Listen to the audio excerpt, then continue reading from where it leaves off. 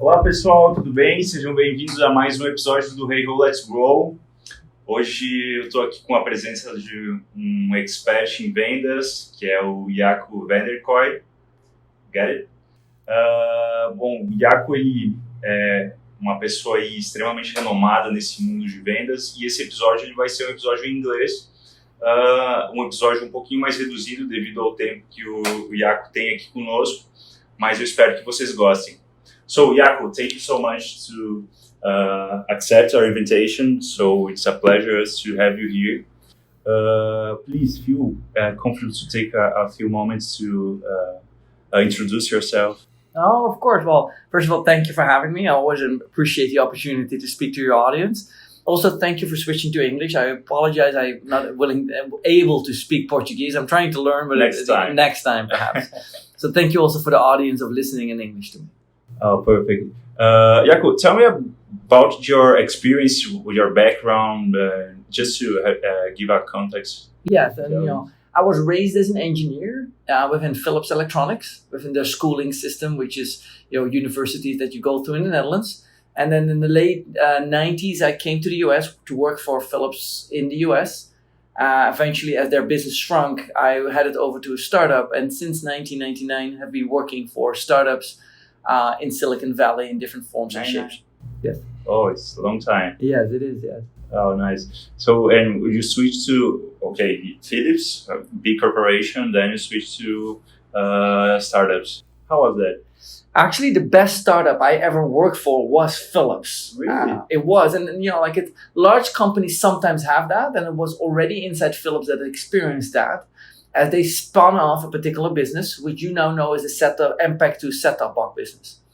And they spun that off, but they really ran it as a startup because of the late CEO, Rob van Oostenbrugge, and his attitude. And just to be there and to have experienced it, I learned that a startup has nothing to do with its financial structure as we recognize it. It has everything to do with the mentality of the people, and it can be accomplished at a massive company as much as it can by a brand new couch surfing startup. Yeah. Okay, I imagine. And do you at that time did you work in sales already or no? For Philips, I worked most of the times in engineering. I was the engineer behind MPEG-2 set-top box chipsets, validating them. I was a pretty decent engineer. I was one of the arguably lead engineers among a team of super specialists. Some of the specialists today were renowned for setting the stages for what we know as MPEG-4. I learned in that process, based on my knowledge, that customers were buying from me because I was helping them from a technical perspective solve their problem. And I figured out that gave me a great avenue to enter sales in the early days as a sales engineer.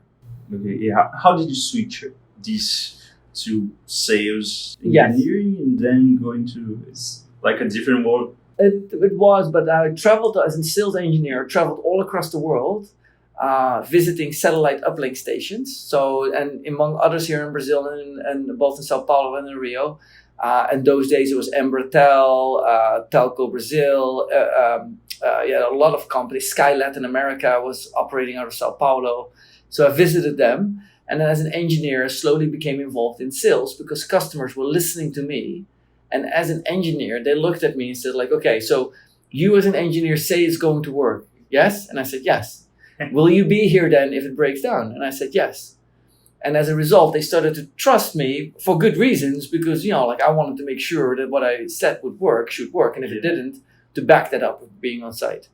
So I quickly got a name of that person that could solve problems for them. And that became out eventually selling. You knew their pain better than the salespeople. In generally, yes, because in those days, I had 4 or 5 years of detailed engineering behind me, helping them figuring out what MPEG-2 problems really were about. Okay, fast forwarding to winning by design, can you just explain what is winning by design and when did you start? So winning by design is a concept that I developed based on applying engineering principles to a sales methodology. And when I say sales, I believe that companies can be divided into part of that group of part of the company is doing engineering, builds product, and part of the group sells product. The group that sells product is marketing, sales, and customer success, all customer-facing roles. I combine all them I call all those roles sales, not just the salespeople, but also customer success, marketing, and so on. Those are all salespeople to me. What I found is that if we apply conventional business principles that I've learned during engineering, and we apply that to business, it really works well. Process charts, mathematics, science to prove things. I found that primarily when people said their gut feel, or they're really trying to alpha over a customer or a peer or whatever, that it mostly is based on insecurity of them not knowing where it comes from. Having been in sales for so long, I can almost explain where all the concepts come from, why comp plans were designed the way they were, and so on and so forth. And so I always go back does the person on the other side know why it is the way it is? And as today the CEO, co-CEO of Winning by Design, I am literally, felt that I was needed in the market. I didn't want, what we called gut-based, opinion-based sales professionals. I wanted it to be causality-driven, math-driven, engineering-driven. So that's what you do with your clients right now? That's right. So what we do is provide assessment and design, where we analyze a customer's business, not just by looking at the numbers, but primarily what we are known for is listening to the calls and reading the emails and understanding how meetings are being set up. So we are way more involved on the analytical side in the reality of what happens in the field rather than looking just at the data. Data is still very important to us because it often tells us where to zoom in on or where to focus on.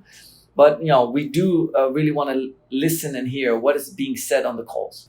So usually your clients are like what size of companies? Big companies, small companies, medium companies? Yeah, like Philips. Philips obviously in those days was a big company, but it had its own startup, which would kind of benefit from us. And so we essentially are looking at about $500,000 to $1 million in recurring revenue, about 10 sales professionals, again, sales, customer success, and marketing to start off with, and or around $5 to $20 million in funding, so they can afford not just us, but also afford to make the changes necessary to become successful.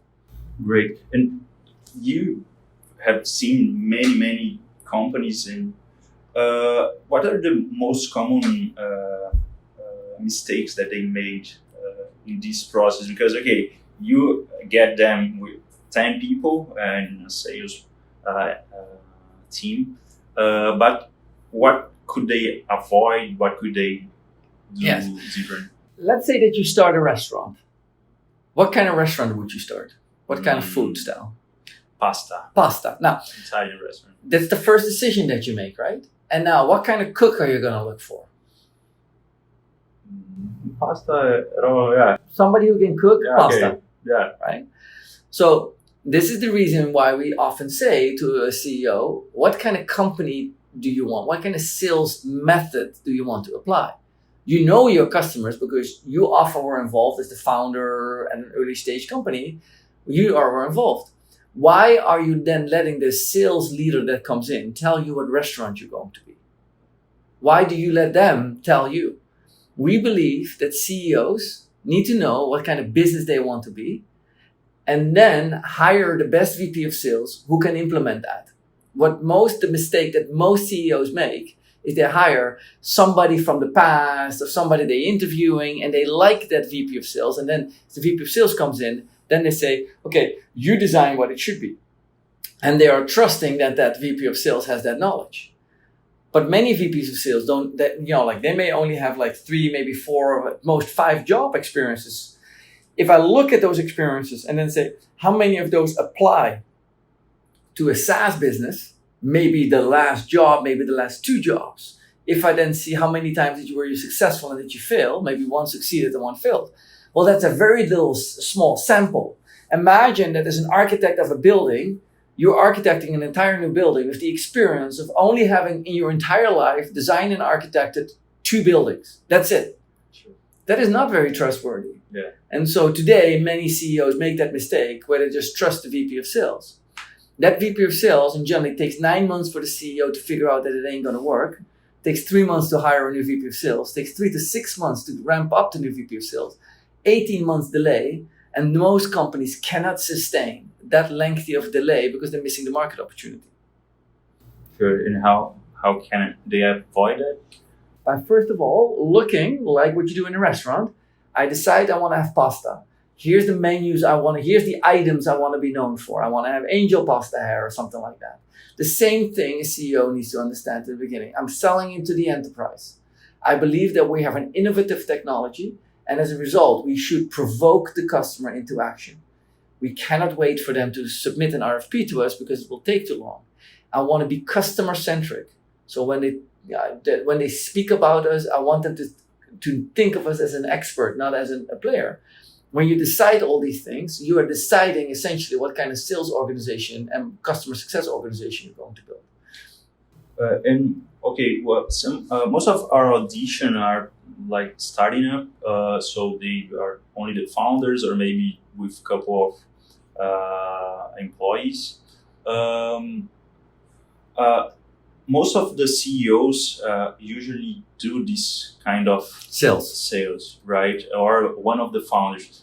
Do you think it's a good idea or a good strategy, or do you think, or what time do you think it's good to bring someone on board? So first of all, we need to understand why the CEO can sell and is good at it, because it comes into a situation what we call founder sales.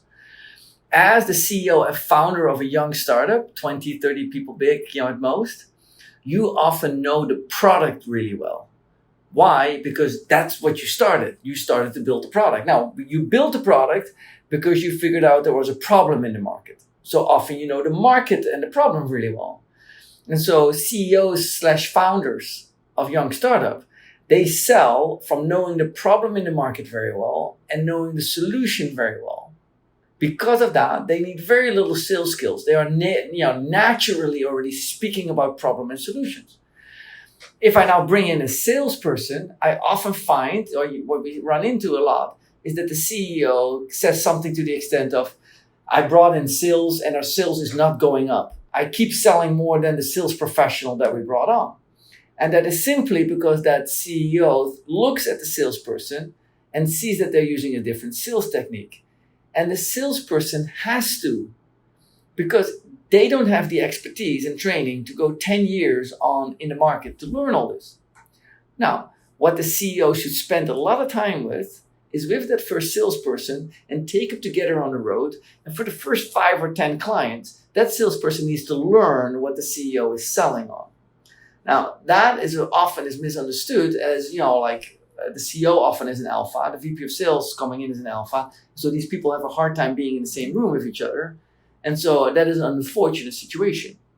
But the best thing that you can do is hire a salesperson that is not essentially a salesperson early on. Early on, there should be more business development. There should be more partnership driven, trying to help customers. Discovery and learning. The best salespeople in those early stages are those people who educate and teach and want to share with enthusiasm and passion what their solution is about. That is a lot less selling and a lot more evangelizing. And so when a salesperson comes in, it's probably the 4th, 5th, 6th hire. Essentially, they become salespeople. But the first 2 to 3 people in the sales organization, again, customer success, sales, and marketing, are all very passionate people who know the problem and the solution very well. They may be a former client at the firm or a former customer or something like that. Great. And one of the many challenges that our audition have is about finding their ideal customer profile. Do you usually have any tactics, any methodology to find that? How do you work with your client? Sure. Let's say I'm selling an elevator to a bank, right? And the bank really, really, really loves the elevator. And so, I sold it to the CEO. Now, you can now say, what would be a good group of other people I want to sell to? What are the next opportunities I'm going to look for? What would you say? Banks. And you go like, banks, because I want to win more banks. Sure. Now, and I want to talk to more CEOs. And so you would naturally conclude that banks and CEOs are your logical good fit. But what was I selling? Elevators. Now, why was I selling the elevator? Why did the bank need the elevator? Because due to government regulation, all federal buildings required handicapped people to be able to access all floors. Now that's what we call a pain. Which other companies, based on this information, which other companies can I sell to? Sure. Which other companies are? What do they need to have? When do you need an elevator? Buildings at all. Buildings with multiple floors. Yeah. And what next? What do I need? Malls. Now what you'll see is that now I'm selling to the problem that the customer is having. I'm not selling to banks or to CEOs. I'm selling to groups of companies that have to obey the law to for good reason, help handicapped people to get to multiple floors. They're not just banks. They're all kinds. They're not just CEOs. They're all kind of departments. That is selling on a pain. Once you picked, I'm going to sell to banks, you are selling to what we call a fit. Hey, I sold to one bank. Other banks must be interested in it. Well, if I have a flat, like only one-story company, then I may not need an elevator. That's the difference. And so for the ideal customer profile, we want to make sure that it's based on pain and not a fit. Perfect. Another challenge is about hiring. So we talked a little bit about the founders doing the sales and the first employees. Do you have any tips or any advice about hiring salespeople? Well, we're hiring a person for doing the job, and the best advice I can give is that person should demonstrate during the interview through real life experiences that they can do it and that they have performed it in the past. And so to ask, for example, if you're hiring a sales leader to say, okay, right, you got in the next hour, I want you to compile a forecast on this whiteboard for, in this case, 2020. How would you put the forecast together? And I'm here in the room. You can ask me any question. Go build it. And then I want to see how the CEO is thinking, how the new candidate is thinking about it. Now, it doesn't need to be accurate. All I want to detect from it is how is the sales leader thinking? Well, if I need to know a forecast, particularly in SaaS, okay, how much recurring revenue? What is the renewal rate? What's the upsell, cross-sell? And you can ask these questions, and the CEO will say, assume that we have a 6% upsell. Assume that we have a 4% churn. And so as I see that, I see how the CEO or the VP of sales is thinking. For example, a good question in annual recurring revenue business, in SaaS businesses, is that the sales leader asks, what is the seasonality of your business? And then the CEO may ask, what do you mean?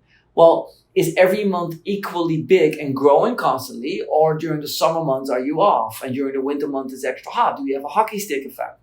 This is good to know, because certain markets, like if you sell, for example, in educational sector, there's only like 4 or 5 months that you're really selling, and the other 7 are not. But these are good questions that if the VP of sales asks me that I come to the conclusion, he or she knows something that, like that process, you can only find out by the person doing it, in a draft version on the whiteboard. I don't want to come to that conclusion that the person can't do it, like a day in or 3 months, 4 months into the conversation. Perfect. Jacco, I know that you have a speaking right next here. So just would like to have some quick personal questions here. Sure. First one, what's your favorite book? I can tell you the story about books because I know where you're trying to allude to. And obviously, I read a lot of Nancy Duarte's books that are just like renowned for me. And, like books that I traditionally like are academic books. And I explain to why I mean with that. There's a lot of books, but people who have written about things because they have an opinion. And, if I need to have an opinion about customers, I talk to 50 to 100 clients and prospects every week. I would feel that I rather would talk to the people that I'm dealing with than listen to somebody else's interpretation about it. The interpretation is what sometimes hinders me because it puts me in their thinking of this person that may be very faulty. The reason why I like academics is because they often try to remove opinion and put causality in it. X happens because of Y. Right. Obviously, I do not always get away from that, but it is a really good way for me to look at books. I am looking at a causality-driven book. Show me the academics behind it and not just your opinion. I'm not against a good opinion every now and then, obviously, but I primarily want those academics in order and when I sit in front of you, that I have that stable base to work from. Is there anyone that you can mention? In the world, I'm a big proponent of Frank Cespedes over at Harvard Business School, who does a lot of research and obviously sees a lot of this. Like I said, Nancy Duarte, but anybody that's a TED Talk, like the original, not TEDx, but the original, because these are people that have dedicated their lives to a particular topic. And they have done so much research that I go like, okay, I'm willing to listen to that.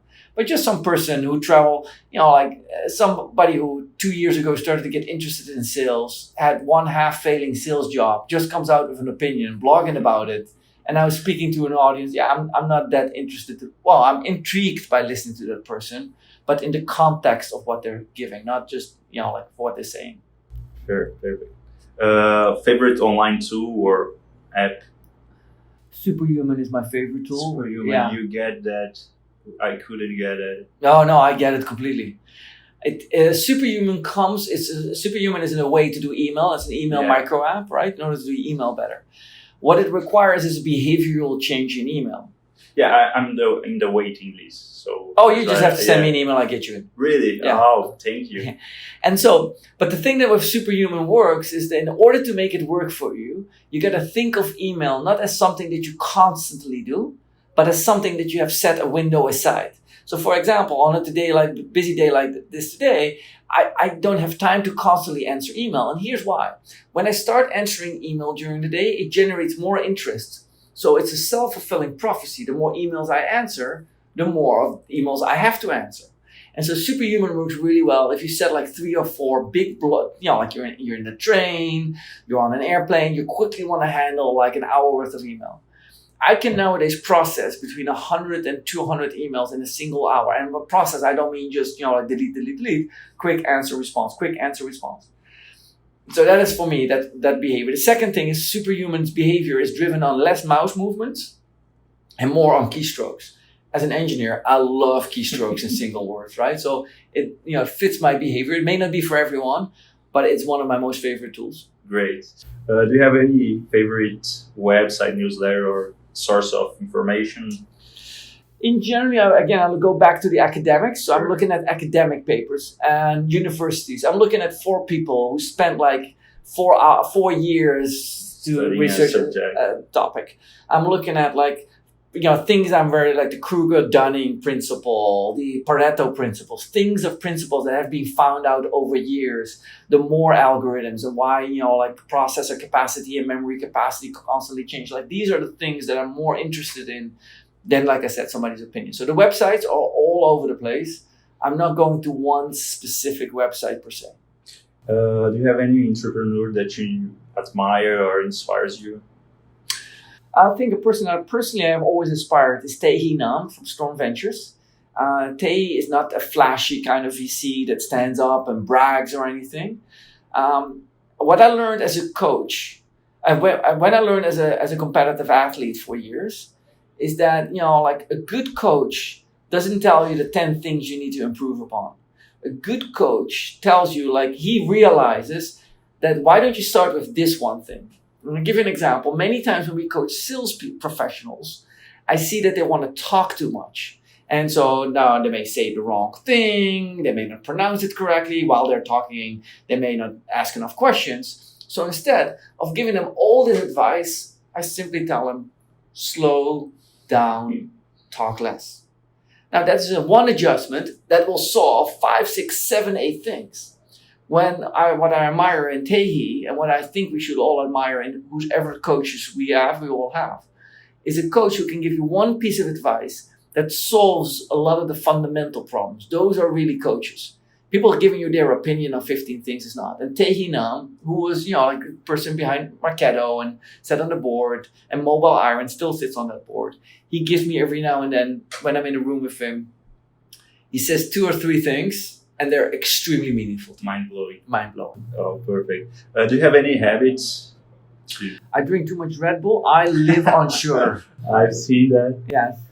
No, I drink a lot of Red Bull. And the reason is, it's not just, because it gives me energy, but, it makes me, there's things in my body that go on so fast. And I feel like with Red Bull, they lock into sync.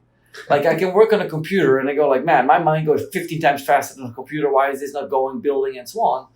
Red Bull things, like I seem to fall in pace with myself. Perfect. The last one, what is success to you? Okay, so success is different, first of all, for everyone. And so for me, success is the feeling that you have for yourself. Let me give you an example. Sometimes you see a person on the street and that person is in need of money one way or another, right? And so they are beggars or whatever the proper word for it is, they ask for money. I come to the realization that for me, when I give money, sometimes I do, sometimes I don't. It has nothing to do with that person. It has to do with what do I feel is right.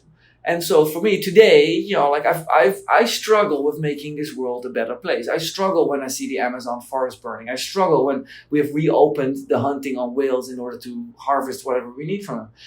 I struggle tremendously when I see that elephants are butchered all across the world for something that we can have an artificial thing for. I struggle with that.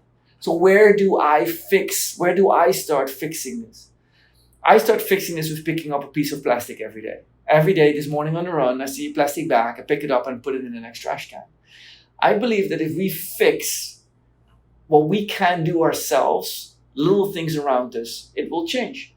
A few months ago now, I saw a person standing, at the bus stop, it was a busy bus stop, and that person threw a piece of trash, walked over and threw it in the garden. So I walk up to the person, like, why are you throwing a piece of trash away? And he starts hurling insults at me. And I go I picked up the piece of trash. Equidistant to where he dropped it is a garbage can. I pick it up, I walk over, and I put the piece of plastic in the garbage can. I say, see, this is how difficult this is. And he hurled some more insults at me. That person is lost. Sure. The remaining 25 people will never ever drop plastic again, thinking that a pesky person like me comes in and tells them, this is not the right way to treat this world. This is how we're going to change the world. Success is going to come from all of us making a small change, yet as a group, it will make a huge piece of impact. To do that small change, to break the chain and to have the guts to do that is success. If the person was a big dude that looked menacing, I would have not done it. Sure. I have to admit it to myself. That's a battle I wouldn't want to pick. So I don't want you to pick a stupid battle, but we got to start somewhere. So for me, success is picking up every day a piece of trash and making this world a better place. Great. Jacco, thank you so much for your time. Whoa. Now I turn it around on you. What is the key thing that you took away? And it ain't the plastic thing, so that's not allowed. What is the key thing that you learned today that you didn't know before that drew your attention? I think for all that we talked to about the engineering thing in the sales process. So I also study engineering and business administration, and with all the entrepreneurs that I talk to and mentor and live with, I see this thing missing. Like they don't put organization, structure, process into the sales development. Engineering is basically learning from your past and moving forward to the next level by trying another solution, or if you fixed it, building on that, right? When we have a library of open source objects that have been proven to work, I don't want to rewrite all that. Sure. That is what we're missing in sales. Most sales leaders are reinventing, company at a time, everything all over again. Sure. It seems completely unreasonable. Once you understand how it works. That's right. Yeah. And then they're using advice from people on stages. It's as if a doctor, without any education, listens to another doctor on stage who says, you know what? When the person had a really problem in his knee, I cut the leg off and the problem was solved. And suddenly thousands of doctors are now starting to cut off legs everywhere. And we go dude, that was a muscle issue. It had nothing to do with it. Of course it solved it, but it's not the right thing. This we need to overcome by simply applying principles of engineering. Sure. Continue to use what works and stop using what doesn't work. And make sure you understand the environment, right? In engineering, if I make something cool or make something hot, products work differently under different circumstances. So with that, I want to thank your audience for listening to me. Where they can find out more, I share many of these lessons on our YouTube site. And the YouTube site is youtube.com/winningbydesign. They can go there, 100 plus videos where we explain concepts of sales. Many of them have been Portuguese dubbed or subtitled. So we have invested for many of these videos into the Portuguese language. So I encourage your listeners to go there and learn more about what we do. Perfect. We'll let it on the description. Thank you very much. Thank you, Jacco. Pessoal, é isso aí por hoje. Muito obrigado por quem nos escutou até aqui. Espero que vocês tenham curtido. A gente vai deixar todos os comentários aqui, a descrição de onde vocês podem encontrar mais conteúdos dentro da descrição desse podcast. E até a próxima. Valeu! Bye bye.